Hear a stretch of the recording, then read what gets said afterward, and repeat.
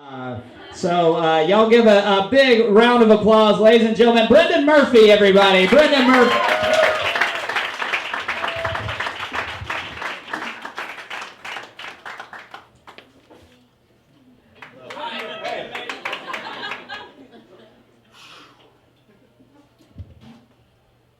Have you ever had someone wake up next to you, look at your pale gelatinous flesh,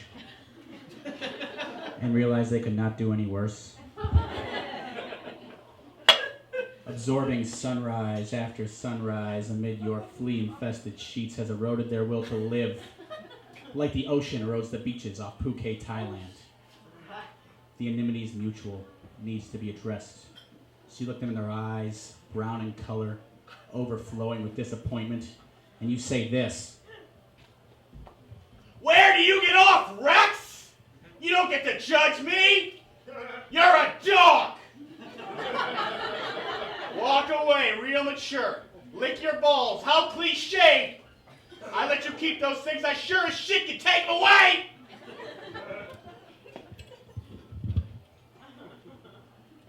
Thank you very much, thank you. That's a character I'm working on. It's called the Son of Sam. It's an original. Thank you. Trademark. TM. Hello, BLT. How are you guys? Good, good. Glad you're all here. First timers, let's hear it. That is good news. Clap if you know a comic. That's even better. We have no friends, so that's good. We need a lot of first timers. Is this the Matt Kennedy table?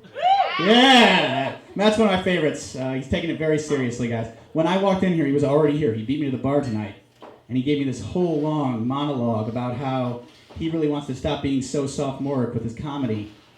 And then we pulled out that sheet that you all have that says, "Come follow us." And this is 5 minutes after the conversation. And Matt goes, "It should be C-U-M follow us." So it's baby steps. Baby steps. Sorry, Mrs. Kennedy. You guys want to hear some dick jokes? Yeah. All right. These require some audience participation. I think you'll know your cue, but we'll do a practice run. Knock, knock. Who's there? Good. I don't want to see any dicks. I just want to hear the who's there's. That's how we're going to do this, all right? So these are dick jokes. Remember, knock, knock. Who's there? A corpse. Who? A corpse belonging to former U.S. President Richard Milhouse Nixon. Dick joke. All right. Yeah, it takes a second. It's high-minded. It's historical. You have to go on Wikipedia to get his middle name. We'll do another one. Knock, knock. The antagonist. The antagonist from a 19th century novel about whaling. Moby Dick. Literate in this room. Seven more, guys. 7 more, so bear with me here. Knock, knock. Rob Justice. My 8th grade basketball coach. Totally ruined my self-esteem. What a dick. Thank you. I want an applause break after every joke, so let's just... I want to talk about my weight. It's going down, and that's because I'm in a weight loss challenge with my girlfriend. It's incentivized, guys. So we're in an incentivized weight loss challenge, and the way this works is if I lose 10 pounds, my incentive is she'll wear a sexy outfit when we make love. And if she loses 10 pounds, her incentive is she'll leave me for a better man. That's a joke. Obviously, I don't have a girlfriend, so it's not a problem at the front. Thank you. It didn't seem that believable. So, I have really lost 5 pounds, though. In the real world, it is something that's happened. Thank you. That's an appropriate applause break. I have lost 5 pounds, which is necessary because previous to that, this year I gained 10 pounds, and the year before that I gained 10 pounds, and the year before that I gained 10 pounds. So if you're tracking, I added the mass of one Olsen twin to my frame over the course of 1,000 days. It's weird. This is the most I've ever weighed, so I have body image issues for the first time in my life.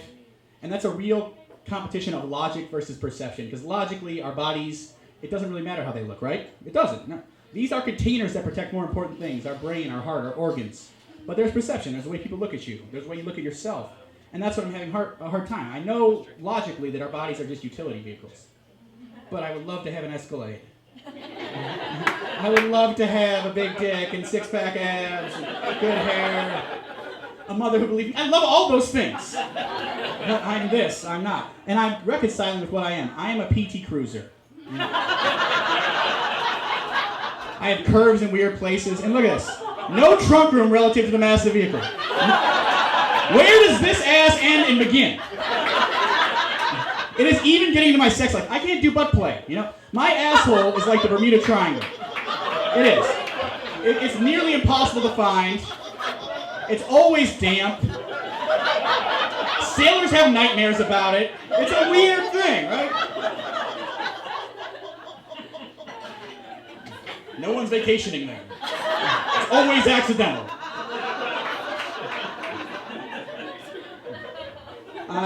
Seriously, I did go to the doctor for a physical. I thought I had low metabolism. I turned 33 this year, which is good. It's the new.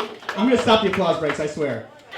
just validate me, everyone. I'm turned 33 this year, and I thought I might have low metabolism. I thought that might be part of the cause of the weight gain. So I went to the doctor and we ran all sorts of blood tests, and it came back that I have high fructose corn syrup running through my veins. And that was good to identify. It's hard to find a blood donor when you have that blood type. There's only actually one. It's a Hamburglar. So if you have his contact information, I actually need it, because I cannot rely on leaving McDouble adjacent to my hospital bed as something that will actually draw him in. Yeah. Okay.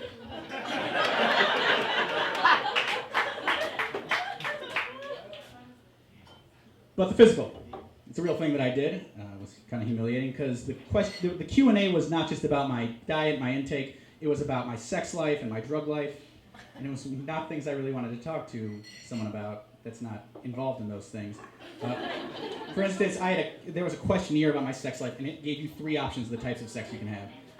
I don't know if you guys are familiar with these. Anal, oral, and vaginal. That's it. Which is minimizing sex. It's such a different act. That doesn't include emotion.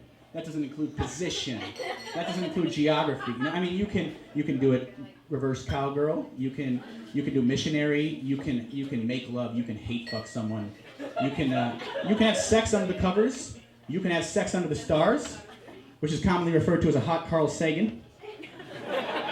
Yeah. And the other thing we talked about was my drug life. Hot Carl, yeah. There you are. The astronomy section's over here. We'll talk about constellations next time. So we talked about my drug life, and that was different too. He asked me questions, and from those questions he deduced that I was not a pothead. And from that response, I deduced that he might not be a doctor. Because pothead is a synonym for someone who likes the movie Donnie Darko too much. It is not a medical condition. It is not in the DSM-4, but just to get some kind of context of what my doctor thought a pothead was, I asked him for his definition, and he said a pothead is anyone who allows their use of marijuana to adversely impact their life. And that boils it down to everyone who's ever used the drug marijuana. I can speak from experience. Under the influence of this drug marijuana, I once burned a mixed CD, compact disc, containing the music of a progressive rock band from Canada called Rush. They're famous in the 70s. There's always the one. Containing the music of Rush. Containing the music of a reggae rapper of the 90s and aughts from Jacksonville, Florida named Shaggy. And that's it. I called it rushing into reggae. That's what I did under the influence of marijuana. I committed a hate crime on my eardrums. What does that sound like, you might wonder? It sounds like it wasn't me in the limelight, in the bombastic, in the fly-by-night, in the angel, in the Tom Sawyer. I like that. This one could go on, but we all know Shaggy only has the 3 recognizable singles. That is my time. My name is Brendan Murphy. Thank you all so much for hanging out tonight.